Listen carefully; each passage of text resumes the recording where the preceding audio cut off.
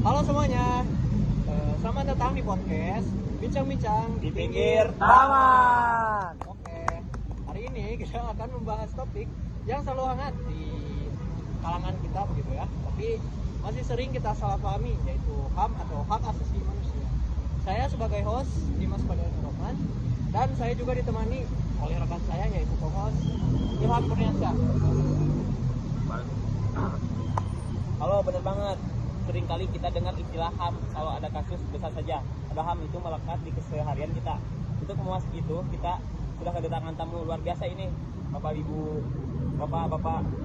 Selamat siang, senang bisa hadir di sini. Halo.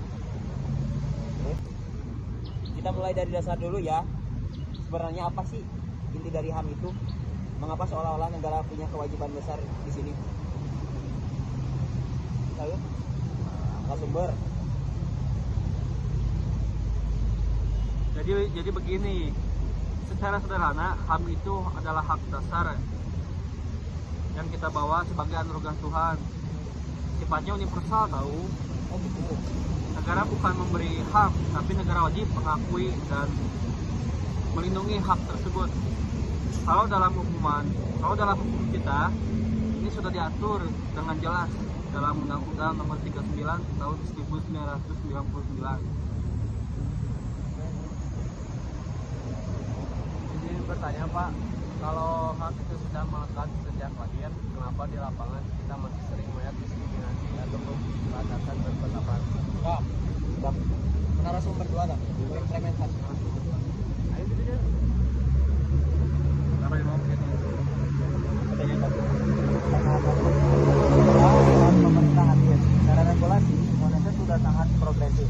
Namun, tantangannya adalah sinkronisasi antara aturan dan praktik di lapangan.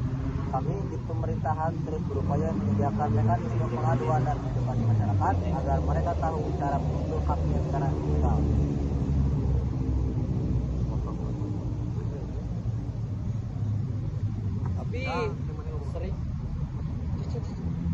Tapi sering muncul nih Pak narasi kayak demi keamanan nasional HAM bisa dikorbankan.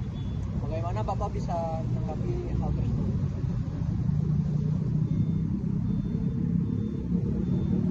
Ada hak yang memang tidak bisa dikurangi dalam keadaan apapun, seperti hak untuk hidup atau bebas dari penyiksaan. Tapi ada juga hak yang dibatasi oleh undang-undang demi menghormati hak orang lain, seperti kebebasan berkumpul yang harus ditetapkan tertib.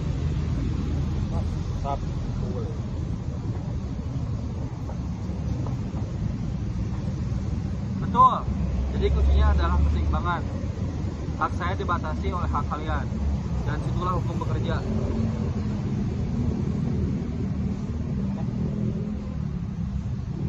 Nah, untuk teman-teman mahasiswa, apa sih langkah nyata yang bisa dilakukan?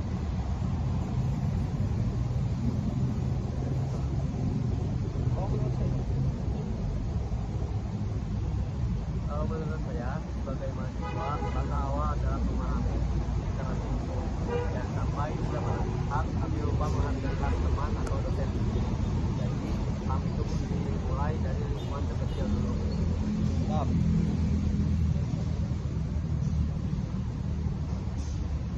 Saya setuju.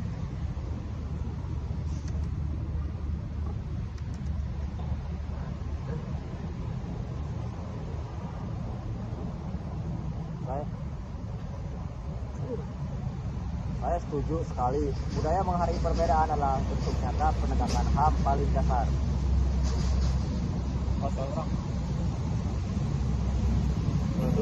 Wah, obrolan singkat ini ternyata sangat membuka mata kita ya.